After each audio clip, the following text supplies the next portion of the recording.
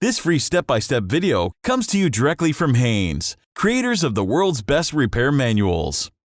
Fix your car or truck the right way with our accurate and reliable information at your side. You can complete more than 200 jobs on this vehicle when you purchase the complete online manual at Haynes.com.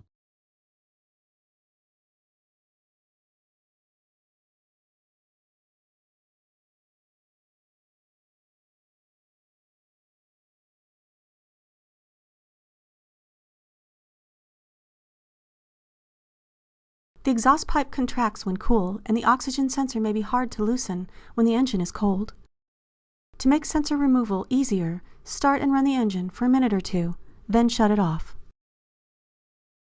Pull the hood release lever underneath the steering wheel. Slide the safety latch and raise the hood, then support it with the rod. Loosen the clamp nut, then disconnect the negative battery cable from the terminal. There are a total of 4 oxygen sensors on this model, 2 upstream sensors which are located before the catalytic converters in the exhaust system, and 2 downstream sensors which are after the catalytic converters and towards the rear of the vehicle.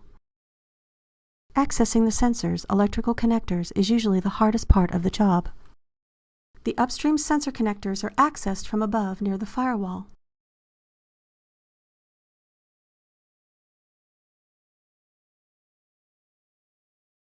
It's helpful to make a special tool out of a coat hanger to prevent the wiring harness from falling and to fish the connector of the new sensor up into position.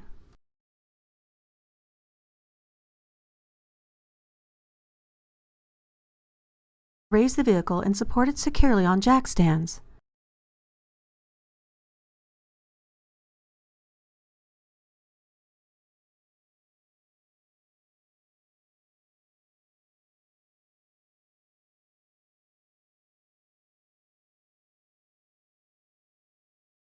For access to the upstream sensors on some models, it's helpful to detach the inner fender splash shield and pull it back to make some working room.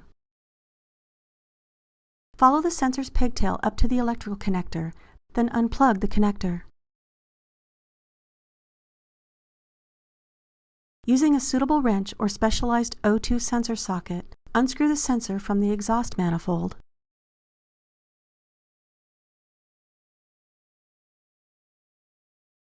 When installing, anti-seize compound must be used on the threads of the sensor to aid future removal. The threads of most new sensors will be coated with this compound. If not, be sure to apply anti-seize compound before installing the sensor.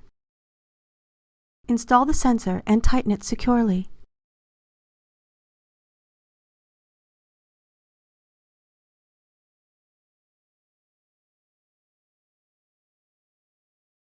Reconnect the sensor's electrical connector.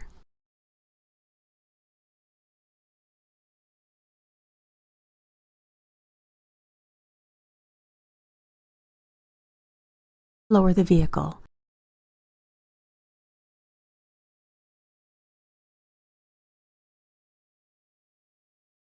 Connect the negative cable to the battery terminal.